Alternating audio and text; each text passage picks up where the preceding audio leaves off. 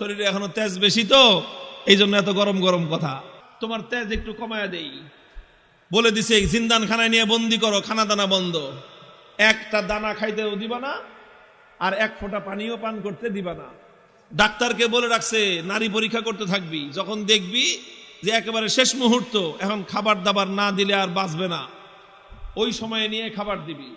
খাবারটা কি দিবি সেটাও ঠিক করে দিছে, বলছে যে মুসলমানদের ধর্মে যে জিনিস হারাম সেটা দিবি, শুয়োরের গোশত আর মদ মিশানো পানি। আল্লাহকে বললাম যে আল্লাহ তুমি পরীক্ষা করতেছো তোমার বান্দার, যে তোমার বান্দা তোমাকে, তোমার দ্বীনকে, তোমার রসুলকে, তোমার রসুলের আদর্শকে কতটা ভালোবাসে তুমি এটা পরীক্ষা করতেছো। আর এই পরীক্ষা করার জন্য জীবন দিছো মাত্র কয়টা? একটা মাত্র জীবন দিছো। আর ওই একটা জীবন দিয়ে আল্লাহ তোমাকে কিভাবে দেখাবো যে আমি তোমাকে আর তোমার দ্বীনকে কতটা ভালোবাসি। তুমি আমাকে 1000 জীবন দান করতা, একটা একটা করে জীবন তোমার জন্য উৎসর্গ করে তোমার বান্দা আব্দুল্লাহ বিন হুযাফা দুনিয়ার সামনে প্রমাণ করে দিত ঈমানদারের কাছে ঈমানের দাম কত বেশি।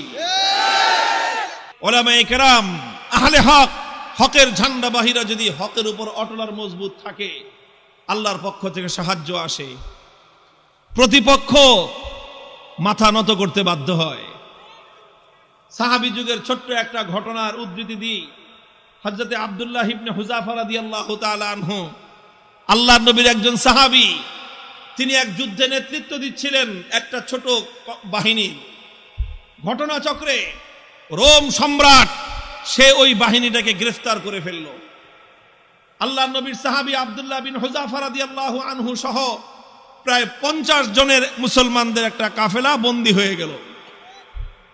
এখন রোম সম্রাটের ইচ্ছা হলো মুসলমানের ঈমান পরীক্ষা করবে আর যে কোনো মূল্যে মুসলমানকে ইসলাম থেকে দূরে সরাবে।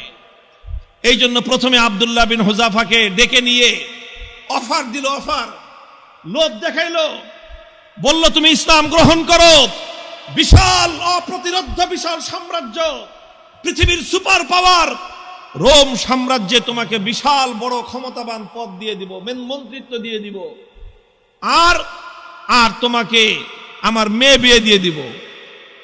পরবর্তীতে তুমি রাজবংশের নিয়ম অনুযায়ী দেখা যাবে তুমি সম্রাটও হয়ে যেতে পারো, বিশাল এলাকার দায়িত্ব তোমাকে এখনই দিয়ে দিব, কিন্তু শর্ত হলো তোমাকে তোমার ধর্ম এবং আদর্শ ছাড়তে হবে। এই কথা যখন বলেছে, আব্দুল্লাহ ইবনে হুযাফা রাদিয়াল্লাহু আনহু রাগে ক্ষোভে অগ্নিশর্মা হয়ে, কোন কোন বর্ণনার মধ্যে এসেছে রোম সম্রাটের দরবারে দাঁড়িয়ে রোমান সম্রাটকে তিনি লক্ষ্য করে বলেছেন, ইয়া কালবার রোম, হে রোমের কুকুর। রোমের সম্রাট যখন তাকে ধর্ম ত্যাগের, ইসলাম ত্যাগের পরামর্শ দিয়েছে, তখন তিনি রোম সম্রাটের রাজ দরবারে দাঁড়িয়ে সম্রাট বলে নয়, রোমের কুকুর বলে সম্বোধন করে বলেছেন, মুসলমানের ঈমান এত কম দামি জিনিস না। সম্রাট মনে করলো শরীরে এখনো তেজ বেশি তো এই জন্য এত গরম গরম কথা, এত গরম গরম কথা, তোমার তেজ একটু কমায়া দেই বলে দিছে, জিন্দান খানায় নিয়ে বন্দি করো, খানা দানা বন্ধ, একটা দানা খাইতেও দিবা না আর এক ফোঁটা পানিও পান করতে দিবা না। ডাক্তারকে বলে রাখছে নারী পরীক্ষা করতে থাকবি, যখন দেখবি যে একেবারে শেষ মুহূর্ত, এখন খাবার দাবার না দিলে আর বাঁচবে না, ওই সময়ে নিয়ে খাবার দিবি। খাবারটা কি দিবি সেটাও ঠিক করে দিছে, বলছে যে মুসলমানদের ধর্মে যে জিনিস হারাম সেটা দিবি, শুয়োরের গোশত আর মদ মিশানো পানি। ঠিক তাই হয়েছে। আব্দুল্লাহ বিন হুযাফা সহ না খেতে খেতে যখন মরণাপন্ন প্রায়, তখন একেবারে জীবন বাঁচানোর জন্য তাদেরকে খাবার দেওয়া হয়েছে। খাবার কি? শুয়োরের গোশত আর মদ মিশানো পানি। আব্দুল্লাহ বিন হুযাফা রাদিয়াল্লাহু আনহু চিন্তা করলেন, শরীয়তের মাসলা অনুযায়ী এই পরিবেশে জীবন বাঁচানোর জন্য সামান্য পরিমাণ শুয়োরের গোশত খাওয়া জায়েজ, জীবন বাঁচানোর জন্য। এটা তো আছে, ইল্লা ফামানিস্তুররা ফি মাখমাসাতিন গায়রা মুতাজানিফিল লিইসমিন ফাইন্নাল্লাহা গফুরুর রহিম।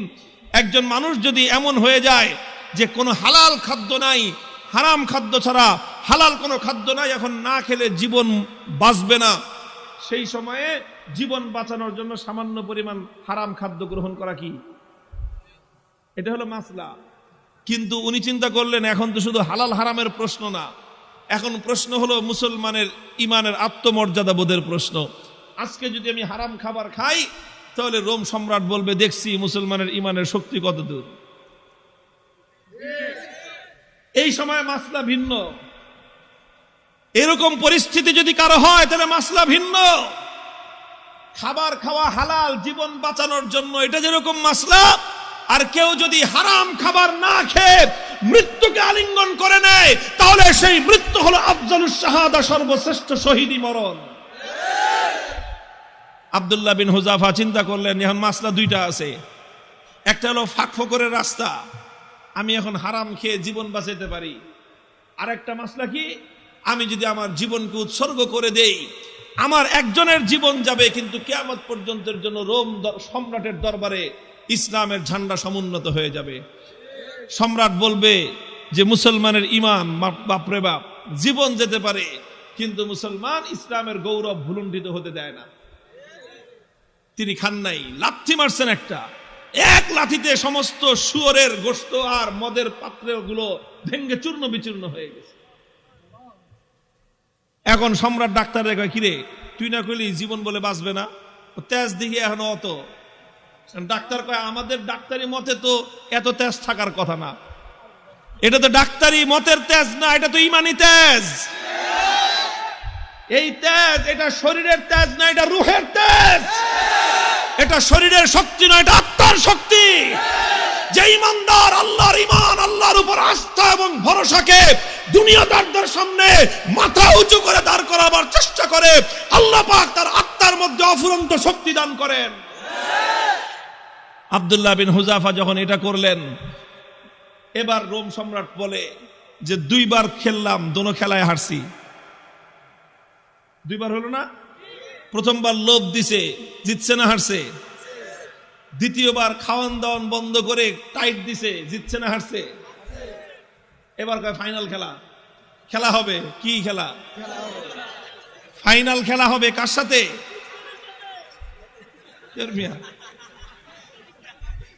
এদের সাথে তো খেলা শেষ করে দিয়ে আসছি তার এলাকায় গিয়ে।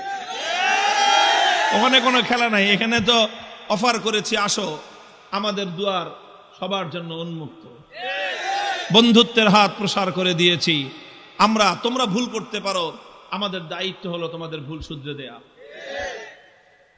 রোম সম্রাটের সাথে খেলা হবে আব্দুল্লাহ বিন হুযাফার।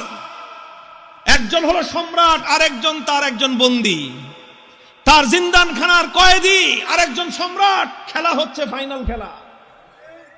রোম সম্রাট বলল এবার একদম দেখবো চূড়ান্ত যে ইমানের তেজ কোন পর্যন্ত হয়। যতজন বন্দী বিশাল বিশাল ড্যাগের মধ্যে পানি গরম করছে, ফুটন্ত গরম দাউ দাউ লেলিহান শিকার আগুন, সেই আগুনের মধ্যে ড্যাগ বসাইছে, বিশাল বিশাল ড্যাগ, খাজা বাবার ড্যাগের মতো। খাজা বাবার ড্যাগ দেখছেন? বাংলাদেশে আছে হলো শাহজালালের মাজারের ড্যাগ একটা আছে, ওটার মধ্যে বালতি নিয়ে নামে একজন সঙ্গ লাগায়া খিচুড়ি উঠাইতে, দেখেন নাই? এরকম বিশাল ড্যাগ, একটা মানুষ যেন আপাত মস্তক সেই ড্যাগের মধ্যে ডুবে যেতে পারে, এত বড় বড় ড্যাগ বানাইছে।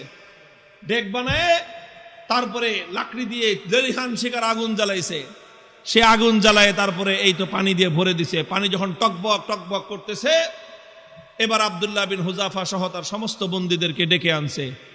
ডেকে এনে বলছে, আব্দুল্লাহ বিন হুযাফা এবার তোমার সাথে কোনটা খেলা? ফাইনাল। তোমাকে সর্বশেষ সুযোগ দিচ্ছি, তুমি দুইবার আমাকে ডিনাই করেছো, আমাকে অপমান করেছো, এবার লাস্ট সুযোগ তোমার জন্য। এই যে দেখো গরম পানি, কথা মানবি আর নাহলে একটা একটা করে এই গরম পানির মধ্যে ছাড়বো, আর পানির মধ্যে ছাড়ার সাথে সাথে দেখবা মৃত্যু কত বিভীষিকাময়। আব্দুল্লাহ বিন হুযাফা নির্বিকার, কোনো কথা বলেন না। সম্রাট বলছে জল্লাদকে ওর সামনে থেকে তার একজন সঙ্গীকে নিয়ে তার চোখের সামনে গরম পানিতে ছেড়ে দাও। ঠিকই আব্দুল্লাহ বিন হুযাফা রাদিয়াল্লাহু তাআলা আনহু একজন সাথীকে নিয়ে গরম পানির মধ্যে ছেড়ে দেওয়া হলো। মুহূর্তের মধ্যে বিভৎসভাবে তার মৃত্যু হলো, তিনি শাহাদাত বরণ করলেন। চোখে তাকায়া দেখলেন কিচ্ছু, কোনো কথা নাই। এবার বলল যে এবার ওরে ধরে নিয়ে যাও। আব্দুল্লাহ বিন হুযাফা রাদিয়াল্লাহু তাআলা আনহুকে এবার ধরে নিয়ে যাওয়া শুরু করলো।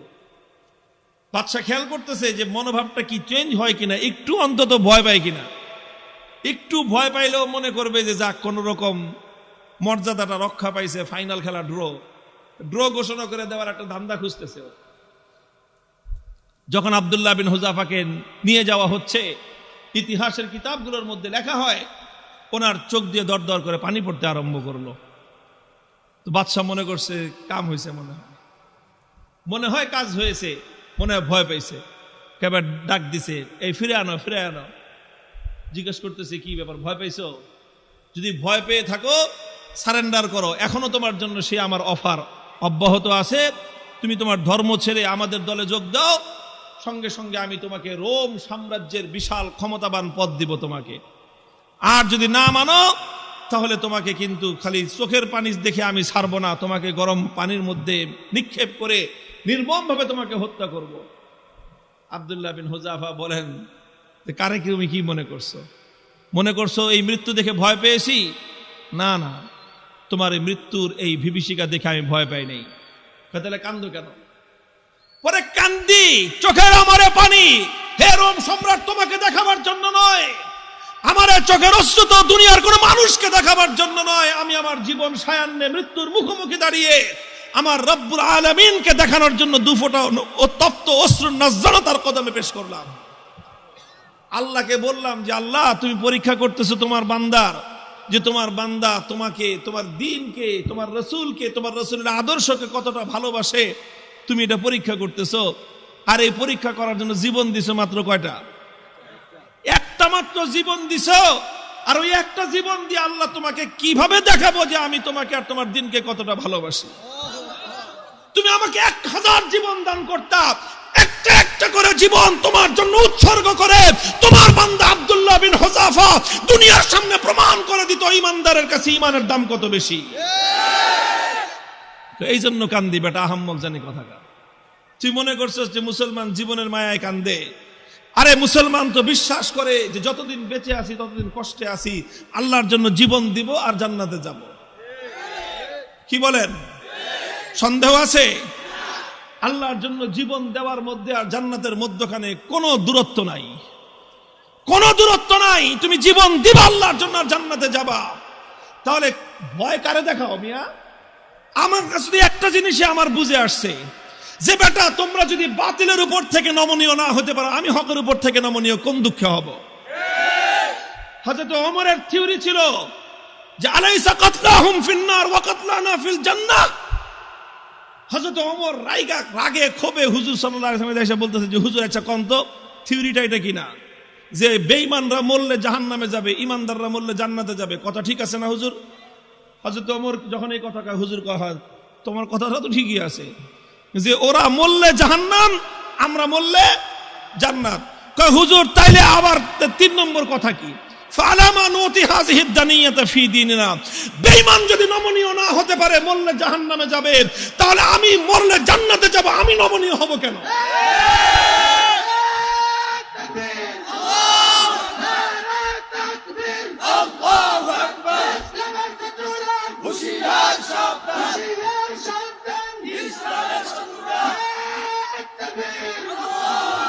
আরে বেঈমানরা যদি বাতিলের পথ ছাড়তে না পারে, ঈমানদাররা হকের পথ ছাড়বে কেন?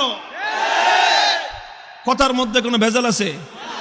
হিসাব কিতাব তো ক্লিয়ার, কথা তো পরিষ্কার এখানেই, যে এখানে নমনীয় তো তোমাকে হতে হবে, আমি কেন নমনীয় হব? যেখানে তুমি বাতিলের উপর, আমি হকের উপর, তুমি বদ্দীনের উপর, আমি দ্বীনের উপর, তুমি কোরআনের বিপক্ষে, আমি যখন কোরআনের পক্ষে, নমনীয় তোমাকেই হতে হবে, আমার নমনীয় হওয়ার কোনো স্কোপ নাই। হযরত আব্দুল্লাহ বিন হুযাফা রাদিয়াল্লাহু তাআলা আনহু যখন এই কথা বললেন, সে আরে বেটা জীবন তো একটা আছে দেখে একটা দিতেছি, জীবনে 1000টা থাকলে 1000টা দিয়ে প্রমাণ করতাম যে ইসলাম এবং ঈমানের দাম কত। এই কথা যখন বলছে তখন বাদশাহ কয় যে এটা তো মানুষ না, মানুষ কি এরকম হয় নাকি? আরে মৃত্যুর মুখোমুখি দাঁড়িয়ে মৃত্যুকে আলিঙ্গন করার জন্য পাগল, কয় জীবন একটা আছে দেখে একটা দিতেছি, 1000টা থাকলে 1000টা দিতাম। এখন তো ওর দিলের মধ্যে ভয় ঢুকে গেছে, আল্লাহ পাক রব্বুল আলামিনের পক্ষ থেকে সাহায্য আর নুসরত আসা শুরু হয়ে গেছে। আল্লাহ পাক বাতিলের অন্তরের মধ্যে ভয় এবং ভীতির সঞ্চার করে দিয়েছেন। এখন বাদশাহ মনে করা শুরু করছে যে এটা মানুষ না, এটা অন্য কিছু, এটা অন্য কিছু হবে। এখন ওরে যদি আমি শাস্তি দেই, মারি, তাহলে আমি নির্বংশ হয়ে যাব। এরকম একটা ভয় ওর মনের মধ্যে আসছে। এখন চিন্তা করতেছে, এখন ছাইরা দে মা, ভিক্ষা চাই না, এই অবস্থা হয়েছে। এখন সে রাস্তা খুঁজতেছে যে কেমনে এখন এর থেকে বাইচা আসা যায়।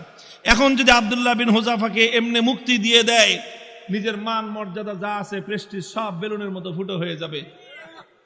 এখন বলে যে ঠিক আছে, ঠিক আছে, তোমার কিচ্ছু করা লাগবে না, ইমান ছাড়া লাগবে না, ইসলাম ছাড়া লাগবে না, কোনো কিছু করা লাগবে না, তুমি শুধু একটা কাজ করো, আমার কপালের মধ্যে একটা চুমা দিয়ে দাও, তোমাকে ছেড়ে দিব। আব্দুল্লাহ বিন হুযাফা বলেন, শুধু আমাকে একা ছাড়বা না, আমার 50 জন সাথী সঙ্গে সবাইকে ছাড়বা। না, খালি 50 জন না, তুমি যদি আরো নাম কর, ওগুলি সব ছেড়ে দিন।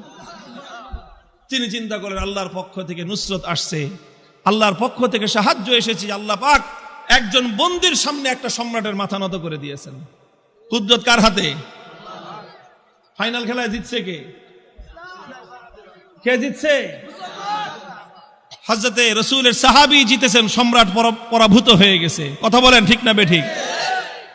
তিনি চিন্তা করলেন যে আমার একটা কাজ, এই কাজের দ্বারা তো ইসলামের গৌরব নষ্ট হবে না, আর সঙ্গী সাথীদের জীবন বেঁচে যাবে। ঠিক আছে, তাও ওনার আত্মমর্যাদা এতটা বেশি যে সরাসরি কাফেরের কপালে চুম্বন দিবেন, আত্মমর্যাদায় বেঁধেছে। কাফেরের কপালে নিজের পাঞ্জাবির আস্তিন রাখছেন, আস্তিন দেখে নিজের পাঞ্জাবির হাতের উপর চুম্বন করেছেন। বাদশা কয়ে যেমনি হোক, সম্মানটা তো বাঁচছে আমার কোন রকম তো বাঁচছে। আমি খালি বলতে পারলাম যে না না না, আমি হারি নাই, হুযাফার সাথে আমার একটা মিউচুয়াল আন্ডারস্ট্যান্ডিং হয়েছে, সেইভাবে কাম হয়েছে। বাস, সব বন্দীদেরকে মুক্তি দিয়ে দিয়েছেন। এই খবর যখন খলিফা ওমরে ফারুক রাদিয়াল্লাহু তাআলা আনহুর কাছে গেছে, তিনি সাহাবায়ে কেরাম বড় বড় সাহাবীদেরকে নিয়ে অগ্রসর হয়ে আসছেন যে আব্দুল্লাহ বিন হুযাফাকে সংবর্ধনা দেওয়ার জন্য, যে আব্দুল্লাহ বিন হুযাফা, তুমি এবং তোমার 50 জন সঙ্গী আজ রোম সম্রাটের দরবারে আল্লাহর দ্বীনের ঝান্ডা যেভাবে সমুন্নত করেছো, আল্লাহর দ্বীনের গৌরব, মুসলিম জাতির মর্যাদা সমুন্নত করেছো, গোটা মুসলিম উম্মার দায়িত্ব আর কর্তব্য হয়েছে এখন তোমাকে সম্মান জানানো। এই জন্য আমি স্বয়ং খলিফা তোমাকে ইস্তেকবালের জন্য সামনে অগ্রসর হয়ে আসছি। মুহতারাম হাজিরিন, উলামায়ে কেরামকে বলি, আর আলেমদের সাথে যারা আছেন তাদেরকে বলি, হকের উপর অটল থাকতে হবে। জীবন যাওয়া না যাওয়াটা বড় প্রশ্ন নয়, বড় প্রশ্ন হলো আমার জীবনটা হকের পথে গেল কিনা।